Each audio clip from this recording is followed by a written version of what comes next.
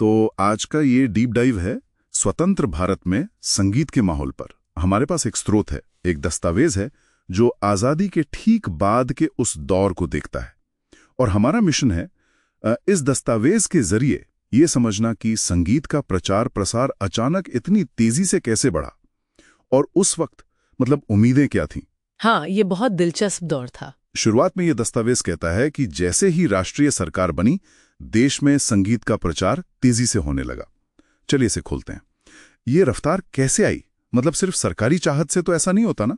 नहीं, बिल्कुल नहीं। और यही दिलचस्प है क्योंकि ये कई मोर्चों पर, कई लेवल्स पर एक साथ हुआ, ऐसा ये दस्तावेज बताता है। अच्छा। हाँ, एक तो संगीत को बाकायदा स्कूलों और कॉलेजों के सिलेबस में जगह मिली।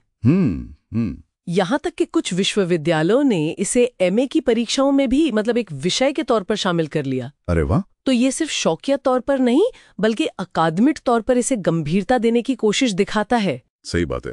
मतलब इसे बाकायदा एक पढ़ाई का विषय माना जाने लगा। हाँ। और सिर्फ शिक्षा के दायरे में ही नहीं, आकाशवाणी यानी ऑल इंडिया रेडियो का भी जिक्र है इसमें, और कुछ फिल्मों का भी।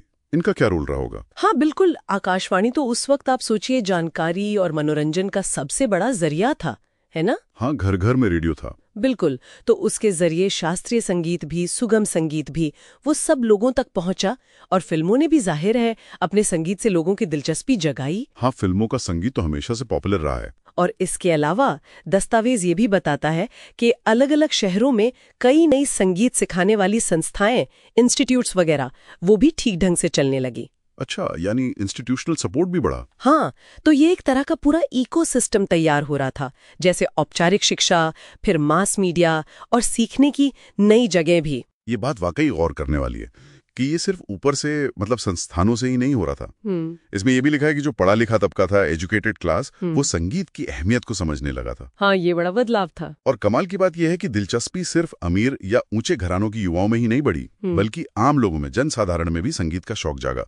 ये कैसे हुआ होगा? देखिए, दस्तावेज सीधे तौर पर कारण तो नहीं बताता, पर इशारा करता है कि माहौल बदल रहा था।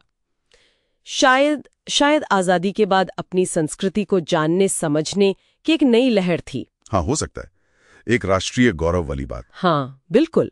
और जैसे जैसे संगीत ज्यादा सुलभ हुआ, मतलब रेडियो पर सुनने को मिला, स्कूलों में सीखने का मौका मिला, तो आम लोगों तक उसकी पहुंच बढ़ी। समझ गया। और इसी बढ़ती दिलचस्पी का एक और सबूत ये दस्तावेज देता है, वो है संगीत पर अच्छी किताबों का छपना। अच्छा, किताबों का प्रकाशन भी। तो मतलब लोग सिर्फ सुन या सीख ही नहीं रहे थे, बल्कि उसके बारे में पढ़ना और गहराई से जानना भी चाह रहे थे। हाँ बिल्कुल, ये तो वाकई संगीत को लेकर एक गहरी होती समझ की तरफ इशारा करता है।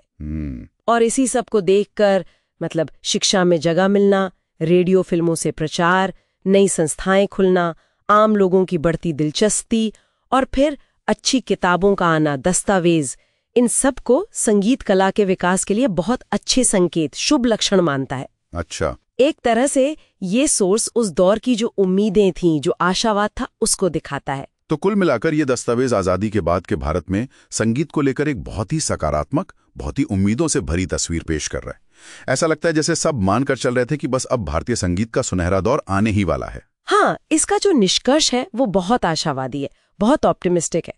दस्तावेज उम्मीद जताता है कि भारतीय संगीत जल्द ही अपनी बुलंदियों पर पहुंचेगा, उच्चतम शिखर पर। सिर्फ भारत में नहीं, सिर्फ भारत में ही नहीं, बल्कि अपनी खासियतों, अपनी विशेषताओं के दम पर पूरी दुनिया को रास्ता दिखाएगा, उसका मार्गदर्शन करेगा, ये उम्मीद थी। वाह, दुनिया का मार्गदर्शन करेगा।